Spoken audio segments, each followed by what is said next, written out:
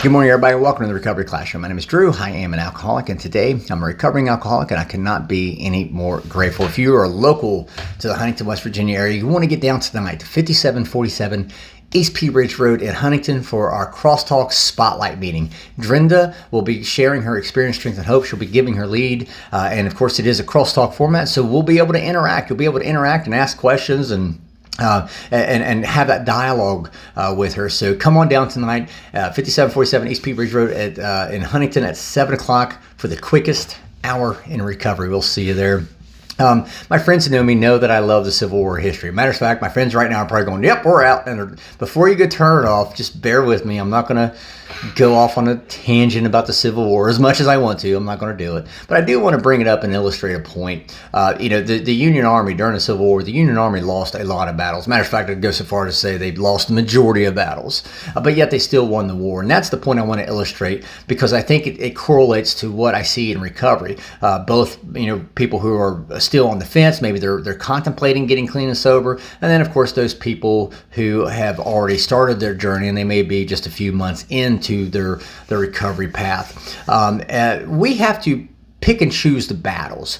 A great example. Before I got sober, I would always tell my wife and my kids, you just watch me get sober. Watch me manage my drinking. I'm good. I'm not an alcoholic. I can manage my drink. It's a discipline problem. So I went off and fought that battle, right? But then I turn around and go off over here and fight another battle. So my wife and my family and all those people near and dear to me would watch me fight this battle over here. All the while, I was neglecting this battle over here. It was almost like I was using a different battle to distract, to keep people from seeing the fact I was losing this battle with alcohol. And it's easy, especially when we're in early sobriety, we might lose a battle, and then next thing you know, we're like, well, shit, we've lost the whole war, might as well give up, might as well go ahead and get good and drunk, might as well go ahead and get good and high, right? And that's not the case at all. And again, going back to my illustration of the Civil War, we have to pick and choose which battles we can lose and which battles we absolutely must have to win. In the Big Book of Alcoholics Anonymous, Dr. Silkworth, and I've used this illustration as well, Dr. Silkworth outlines two specific things that we suffer from. We suffer from the mental obsession of our addiction, and then we also suffer from the phenomenon of craving. But he does tell us that the phenomenon of craving doesn't happen. It does not exist until we put that first one in us. So according to that, we have to fight two different battles. We have to fight the battle of the craving and the battle of the mental obsession in our mind, right? Well, at the end of every single one of these monologues, I always say, you can't get drunk if you don't take that first drink. I probably need to change that really and say, if I don't take that first drink, I can't have a craving. If the 2-on-1, there's two battles, a mental obsession and that craving versus me. The odds are against me. The odds are not in my favor. It's unfair odds. But if I don't put that first one in me, I can't have the craving.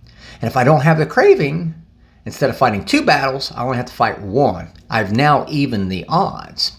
It is something, again, as I've reiterated, it's something that I see a lot. People they'll lose a battle and then they go, well, might as well, I've already screwed up, I might as well just go ahead and give up. And that's not the case at all. You're going to win some battles, you're going to lose some battles. You're going to have some good days, you're going to have some bad days. At the end of the day, I wake up and I go, okay, the battle I have to win, I can lose every other battle, but the only battle I have to win is make it to the end of my day drawing my sober breath. If I do that, then I put a W on the board. Doesn't mean I win the war by any means, but I at least have another day of fighting ahead of me. I have another day at fighting the fight of maintaining my sobriety and growing my sobriety.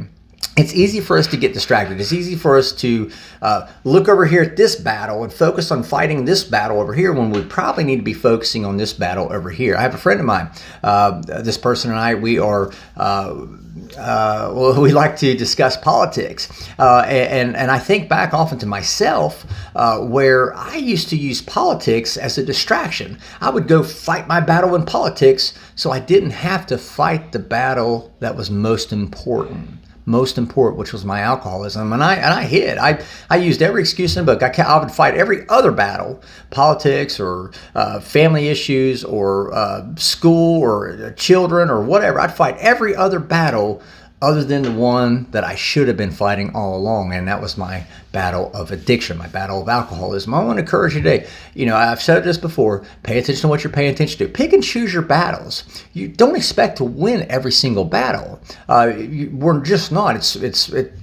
The odds are not in our favor in that case. But the only battle you have to win on a day-by-day basis is maintaining your life, being able to wake up the next day and starting over. And for me, whenever I wake up, again, my only goal, the only battle I'm fighting, the most important battle for me is to make it to the end of my day drawing a sober breath so I can wake up and start it all over again. I live to fight another day. So with that being said, I'll let you guys go. Thank you guys for letting me come in and share 5 to 10 minutes of your day with you. You guys absolutely keep me sober, and I cannot be any more appreciative. If there's a topic you'd like to hear discussed, feel free to drop it into an email to me, Drew, D-R-E-W, at recoveryclassroom.org. I'll take a look at it, see what we can do. We'll be talking again soon. Remember, guys, you can't get drunk if you don't take a first drink.